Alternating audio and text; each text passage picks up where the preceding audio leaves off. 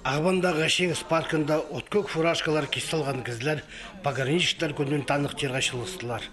Мұнда чиеттеріне, отын жасығыларыны, олығылан барған ұлысты көрерге шәрер. Көбізі сөбіренің, балы барқыларының қады келгенлер үлекіні танық терға. Пограничниктер службасы 1912 жылда жүстелген. Ол тұста сол наркомның князі Владимир Ульянов Ленин андық жарыдығды қолза алысқан. Аның бері қазының қарағыларын қадарарға көп күз салылча. Пограничниктер қажанда ұржыны пастағызын ұдырлап шалар. Олардың елбек ады шадағы мақышы тұдынызынан ар көп кино суырылған, книгалар пазылған. Амыр тұстада пограничниктер серке қадығдылар.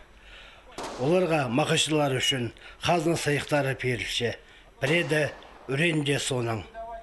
Пограничниктердің үлікінің алықстерға Хакасия пазының орынжызы Андрей Новоселов, үркішудің князі Владимир Штыгашев келіп барғандар. Сөз берілген дөк ветеранларға. Анатолий Баргаевқа 1984-86 жылдарда Приморский крайда пограничный поселокта служба естерге келіскен. Жарым жыл учебкада анан границеге башылған.